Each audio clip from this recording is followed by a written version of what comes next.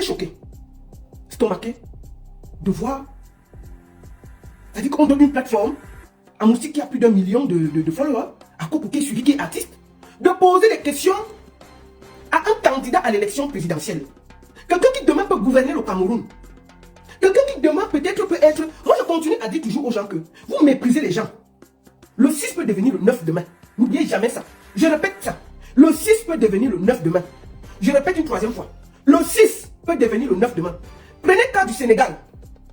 L'actuel président du Sénégal et son premier ministre étaient en prison. Ils étaient en prison. On les a sortis de prison, ils sont partis au palais présidentiel. Tout le monde les insultait. Il faut que vous soyez très... C'est-à-dire que ne croyez pas que tout est éternel sur la terre.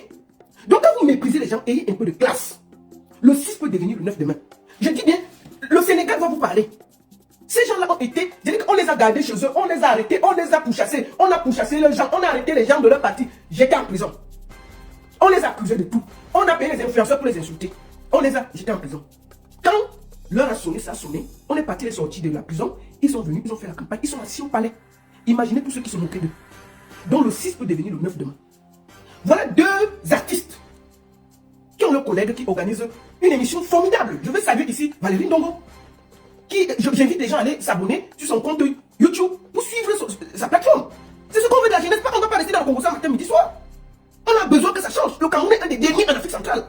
On dit ici, on veut que ça change. On veut qu'on ait des autoroutes, qu'on ait l'eau, qu'on ait l'électricité. On veut que ça change. Qu'on arrête de se moquer des Camerounais dans le monde entier. Vous croyez qu'on est fiers de ça? Le monsieur met une plateforme où il invite des candidats à l'élection présidentielle. On pose, c'est-à-dire que le monsieur vient poser le projet. Parce que j'ai vu toute l'émission, le monsieur a posé son projet. Pour expliquer ce qu'il va faire s'il est élu président de la République. Moustique et Popo sont les deux on prend côté artistique, puisque Valérie Ndongo est artiste. Pour venir poser les problèmes de notre secteur. Maman, ça a quelle opportunité?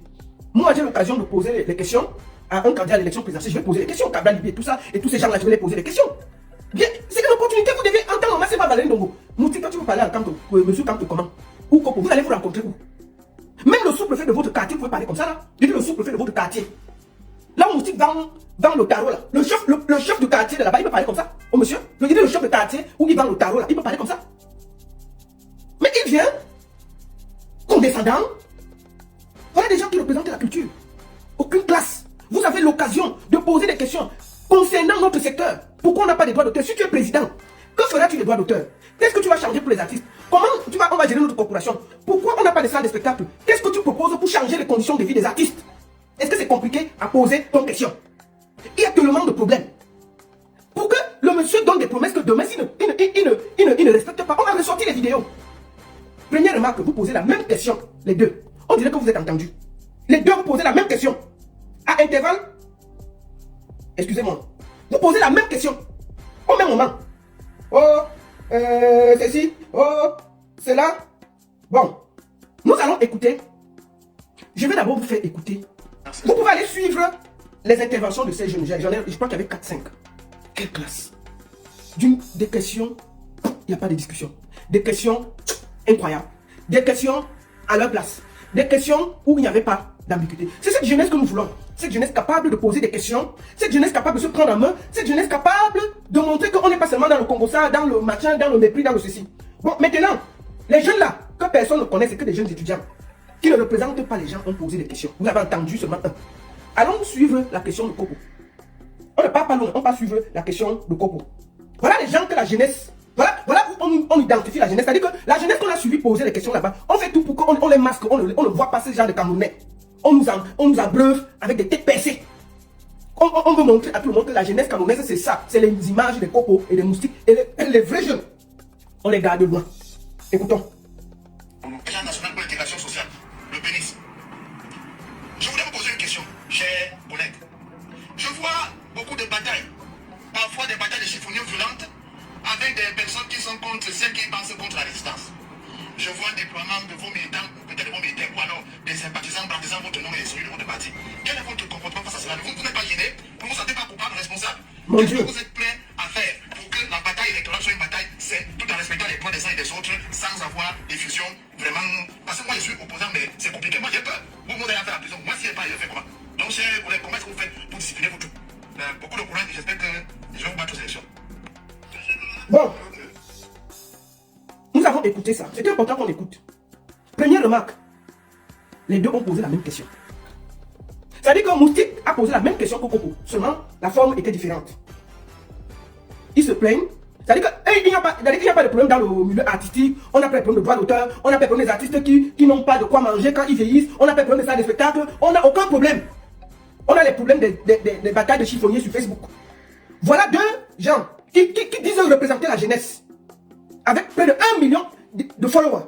Qui ont en face de quelqu'un qui veut présider la destinée de notre pays. Ils sont incapables de prendre une minute et de poser des questions qui peuvent demain améliorer les conditions de vie des artistes. Il lui dit que si tu es président, qu'est-ce que tu comptes faire pour les droits d'auteur, pour les ceci, pour les cela? Non. Il lui parle d'abord comme au quartier. C'est-à-dire que demain, si leur petit frère parle comme ça, il parle à un professeur éminent. Qui demain, c'est-à-dire que quand on est là dans la forme, c'est-à-dire qu'ils n'ont même pas voulu respecter le travail de Valérie Ndongo. Ils n'ont même pas voulu respecter l'émission de Valérie Ndongo. Ils ont versé dans le Congo du quartier. Pendant ce temps, il y avait des jeunes qui étaient sur ce plateau qui ont posé des questions très pertinentes. Il y a eu 4 jeunes là-bas, étudiants, ceci. Quand vous écoutez leurs questions, c'est pertinent. On a des gens qui sont censés représenter la jeunesse camerounaise qui versent dans le Congo de Facebook. Et vraiment, si vos militants, est-ce que vous pouvez les discipliner? Est-ce que vous pouvez les aider? Est-ce que vous pouvez... Moi, j'ai posé ma caméra là. C'est le professeur Maurice Kamto qui m'envoie parler. Je ne suis pas membre du MRC, mais je critique ce qui se passe au Cameroun. Il m'a envoyé dire quelque chose. Et je vais demander à Kopo et Moustique. On va aller terre à terre. Parce que toi, Moustique, tu soutiens Eto. Matin, midi, soir ici. On s'est plaint qu'il y a plein de faux profils. Dès que tu dis seulement Eto, moi je parle de moi. Dès que j'écris Eto, avant de finir, ils ne savent même pas ce que je vais écrire. Il y a les insultes sur la page. Est-ce que c'est Eto qui les envoie? Est-ce que tu as demandé à Eto de faire une sortie qu'il y a plein de gens qui sont sur Facebook qui insultent au nom d'Eto? Je pose juste la question. Nous sommes ici sur Facebook. Tu dis que dès que tu dis Eto, on ne veut même pas savoir la fin de la phrase. Est-ce que tu veux bien parler ou est-ce que tu veux mal parler? On t'a insulté. Je ne me suis jamais autant fait insulter quand je faisais la rubrique Toleka. On m'a insulté. Oh, on sait que tu es hibou. Ouais, c'est ci. Ouais, c'est là. Bon, Moustique, est-ce que toi tu as demandé à Samuel Eto'o de faire une sortie pour dire que tous les faux profils qui insultent les gens matin, midi, soir ne lui appartiennent pas? Tu viens avec condescendance demander à quelqu'un qui aspire diriger le Cameroun, lui parler comme si vous avez vendu le tarot ensemble ou tu vends le tarot là. Est-ce que Maurice Kamto est responsable de tout ce que les gens font sur les réseaux sociaux? Vous lui demandez de faire un communiqué où on va médiatiser, où on va ceci, on va cela. C'est quoi ces histoires? Qu'est-ce que vous savez tous qu'en période, il y a toujours de la manipulation. Sur les réseaux sociaux là. Sur les réseaux sociaux, quelqu'un te parle mal, tu réponds à terre, ça s'arrête là. Personne ne paie le crédit à personne. Personne n'envoie personne parler. Ceux qui viennent répondre là, c'est leur crédit, c'est eux qui décident de vous répondre. Et je n'ai jamais vu, à moins que je me suis perdu, Maurice Kamto être discourtois. C'est un monsieur très très respectueux. Et j'ai vu à chaque fois qu'il y a eu des sorties très mal, il est sorti avec des communiqués recadrés, qu'il n'a envoyé personne. Je me rappelle même quand les gens venaient ici, ils sont venus à Genève pour faire le boycott du président. Maurice Kamto a sorti, je me rappelle très bien qu'il a sorti un communiqué pour dire que les institutions, on doit les respecter. Je me rappelle super bien. Bon, je ne sais pas ce que vous voulez. Donc vous croyez que tout le monde qui est insulté sur les réseaux sociaux là, ils appartiennent à Maurice Kamto. Bon, pourquoi vous ne dites pas la même chose pour M. Samuel Eto'o? Est-ce que tous ceux qui insultent au nom de Samuel Eto'o sur Facebook sont responsables? Est-ce que Samuel Eto'o a déjà envoyé quelqu'un? Vous avez vu Samuel Eto'o envoyer quelqu'un insulter à son nom? Jamais. Jamais. Je vous mets au défi. Ce sont les gens qui le portent à cœur, qui insultent en son nom. Je suis sûr même qu'il n'a même plus le contrôle. Donc il y a des gens qui portent Maurice Kamto dans le cœur et qui, quand vous faites des sorties, ils sortent. Et même Maurice Kamto n'est pas responsable. Est-ce que vous avez vu un responsable du MSC venir dire des choses graves et on n'est pas rentré sur eux pour le dire qu'un responsable ne parle pas comme ça? Suivez les canaux légaux. Vous venez parler des affaires des chiffonniers de Facebook, du Congo de Facebook. Oh, tel a parlé comme ça, oh, tel a parlé comme ça, oh, tel insulte, oh, tel insulte. Mais chacun met son crédit, il dit ce qu'il veut sur sa page. Maurice Kamto n'a envoyé personne parler en son nom. Moi-même qui parle là, est-ce qu'il me connaît? Est-ce qu'il m'a déjà vu? Mais je revendique pour le Cameroun. Ce n'est pas lui qui m'a envoyé. Moi, je veux qu'il y ait des routes, de l'eau, de l'électricité. Ici, j'ai tout. Mais je veux quand même voir que quand j'amène mes amis au Cameroun, qu'on soit dans des cadres où je suis fier de mon pays. Est-ce que c'est Maurice Kamto qui m'a demandé de le faire? Je le fais à mon âme et conscience. Je peux m'asseoir ensuite, je m'en fous. Mais je pense à ceux qui sont au Cameroun, qui méritent aussi de vivre quelque chose de beau. Toute l'Afrique ne peut pas se développer, nous sommes les derniers. Franchement, nous sommes les derniers. Il faut un peu voyager pour voir à quel point le Cameroun est dernier. Et ça fait honte. Nous avons honte. Et à un moment, ça revolte et on est obligé de prendre position et de dire que ça suffit. 43 ans, ça suffit. Le monsieur a 95 ans, qu'il laisse se reposer. Tout le monde peut être candidat, mais franchement, quand même, ici à 95 ans, les gens sont même dans les hommes. Les gens veulent nous faire croire que le monsieur peut encore gouverner. Ah! Et tu vois des jeunes qui défendent ces idées. Des jeunes qui disent que c'est normal. Ce n'est pas normal. Moi, je vois des gens qui vivent ici. Qui vivent en Suisse avec nous. Ils voient comment un conseiller fédéral, après 4 ans, est épuisé. Ici même, on cherche les présidents, on ne le voit pas. Parce que les gens fuient. Tellement qu'il y a le travail. Le monsieur assis depuis 43 ans. On dit que non, il peut toujours gouverner. C'est comment? La retraite là, c'est pour les fous. Mais vous n'aimez pas le monsieur? il n'a plus la force. Même là, je demande que le monsieur aille se reposer tranquillement. On lui donne le café, on l'aide, il dort bien. Mais vous ne voulez pas. Vous êtes là, vous soutenez dans l'imposture. On va parler, vous l'insultez. On va parler, vous croyez qu'on va seulement rester là? Le monsieur va finir à 100 ans? Non, attendez, vous avez vu quelqu'un qui a 100 ans? Si il va finir à 100 ans, il sera tout président. Non, attendez. C'est quoi ça? On va parler, vous insultez tout le monde. Il faut que le monsieur aille se reposer. C'est clair pour moi. Tout le monde peut être président en 2025, sauf lui. Il faut que ce soit clair. Il faut que ce soit clair. Tout le monde peut être président. Je peux voter pour tout le monde au Cameroun, sauf pour ça là.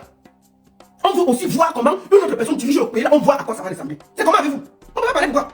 Quand on veut parler, on nous envoie des bras cassés. Il y a des gens qui vivent ici. Au fond de quand vous causez avec eux hors caméra, ils disent qu'il faut qu'il y ait le changement. Mais comme ils ont des plates-balles, comme ils ont des oncles qui ont un peu de poste, ils ont un peu le cousin qui est ceci. Quand vous parlez hors caméra, ils sont prêts pour le changement. Ils parlent plus pire que vous du régime en place. Mais dès qu'on allume la caméra, il faut qu'il reste. Au fond d'eux, ils savent que c'est faux. Au fond d'eux, ils savent que ce n'est pas bien. Donc on ne peut pas le dire. Et puis on envoie des plaisanteurs comme les moustiques, qui sont toujours du mauvais côté. Dès qu'il y a leurs intérêts, ils sont prêts à déranger tout le monde.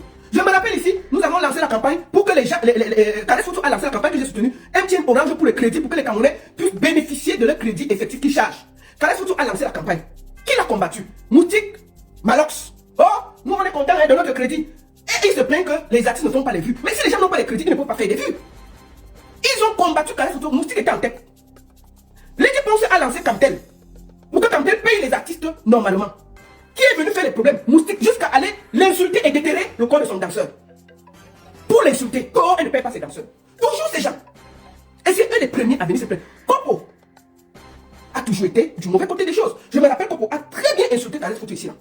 Pourquoi? Parce que Carré Photo est allé jouer à Lyon. On avait déjà pris Carré Photo. Je ne sais pas ce qui s'est passé avec l'affaire Coco. Oh, il dit que par solidarité, Carré Photo devait ne pas aller jouer à Lyon. Alors qu'il a signé un contrat avec un promoteur qui ne l'a pas décommandé. Il a jeté Carré Photo à la vindicte populaire. Jeté Carré Photo à la vindicte, comme si c'était Carré Photo qui pouvait, face à un contrat, se désister. Il a jeté Carré Photo à la vindicte populaire. Moi, j'ai jeté contre le boycott. Et je pense que s'il y a une personne qui a lutté pour tous les artistes boycottés, c'est moi. J'ai fait des directs et des directs et des directs qui sont encore sur les réseaux sociaux. Je me suis battu avec les combattants ici. Je les ai pris en direct ici pour leur dire que c'était pas bien. J'étais la seule même qui faisait des directs pour être contre le boycott. Mais ils sont toujours là pour dire que c'est moi qui demande qu'on boycotte. Des conneries à dormir debout. Kopo a jeté Carré Photo à la vindicte populaire. Carré Photo n'a pas répondu.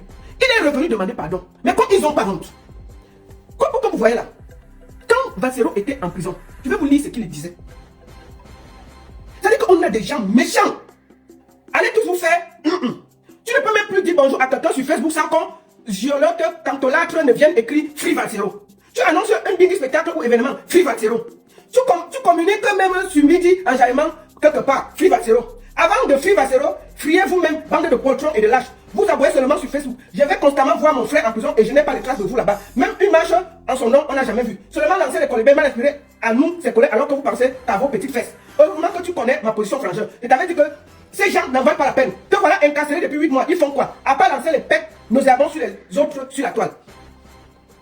Il dit que la pression que les gens mettaient sur Internet, Free Valsero, ça le dérangeait. Ça dérangeait ses spectacles, ça dérangeait tout. Mais comme ils sont des faux culs, ils prenaient quand même ses petits pieds, ils partaient voir Valsero.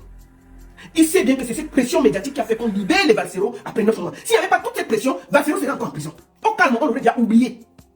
Il empêche les gens de faire Free Valsero, de faire des campagnes, de faire ceci. Mais il contourne derrière, il va voir Valsero en prison. Il est content d'aller dire bonjour à Valsero en prison et lui amener 2 oranges. On peut être faux comme ça. On peut être faux comme ça. Pendant ce temps, qu'est-ce qu'il dit du même Kam Toké en prison? Parce qu'ils disaient qu'ils sont apolitiques. Oh, ils ne sont rien. Oh, ils ne veulent pas parler de ça. Qu'est-ce qu'il disait de Kamto? Kam Toké est en prison avec le même Valsero qu'il allait voir. Kamto, comment ça vas-tu? Quand je vous dis que le manque de respect là, c'était déjà là. Kam Toké écrit ça sur internet, sur sa page. Kamto, comment vas-tu? J'imagine que c'est dû à Konengi, à Sia le père. Bon, moi je vais te voir aujourd'hui pour te mettre de look la vidéo aussi. Tu vois au début là, le speaker dit que c'est la force de l'expérience contre la Redi Nanina. Nous sommes en finale du jeu des chaises, donc chacun de nous peut considérer qu'il a son penalty décisif à transformer. Je ne saurais dire avec assurance que le Nongui a volé ta victoire. Il appelle l'autre Kanto comme son ami, mais il appelle pas Paul Nongui, le respect. Écoutez, la différence. Quand j'ai tout fait pour me transformer en petit souris afin d'aller jeter les paperas de Elekam. J'ai seulement suivi tes revendications à mon vision au Conseil constitutionnel. Avec ta ordre de Gombis en toge, Mabena ou ne avocatier. Bref, tu vois comment le bon si me vole ma victoire, non? Jusqu'à j'ai failli folle. Je retire la chaise sur laquelle je devais m'asseoir et être consacré champion du jeu de chaises. Il a écrit ça. Il se réjouissait du fait que Kamto soit en prison. Voilà les gens qui disent qu'ils sont apolitiques. Moi, je voudrais ici féliciter Moustique qui a fait sa sortie et qui va soutenir Cabral Libi. Au moins, c'est clair. Et je t'en félicite. Mais je te conseille, si la prochaine fois, comme tu soutiens Cabral Libi, je te conseille d'être respectueux envers d'autres candidats. Si tu as des questions, pose avec respect. Tu es déjà sur le champ politique. Et sur le champ politique, quand on est une personnalité, on a un certain type de langage. Tu as décidé de soutenir un candidat. Et j'appelle la même chose au Kopo, qui soutient Josa aussi. Félicitations à vous. Au moins, si c'est clair. Au moins, si c'est clair. Donc, ça veut dire que respecter les autres, respecter leur façon de parler. Et n'accusez plus qui que ce soit sur Internet. Chacun est libre et responsable de ses mots sur Internet. Tifa est sorti, il soutient le nom Guy. Je le félicite. C'est ce qu'on veut. Que chacun sorte. Que chacun dise ce qu'il a dit avec respect. Mais quand je vois Tifa qui est jeune, que tous les jeunes suivent, qui va soutenir un papa de 82, 13, 14 ans. S'il gagne l'élection, il va finir à 100 ans. Même pleurer me dépasse. Mais il passe le temps à venir se promener ici, à filmer les métros, les machins. Il est content de voir tous ses abonnés rester avec les moustiques dans la saleté, dans le ceci. Il veut voir ses enfants grandir. Pendant ce temps, il vient ici arranger l'avenir de ses enfants. Voilà la jeunesse que nous avons. Une bande de poltrons.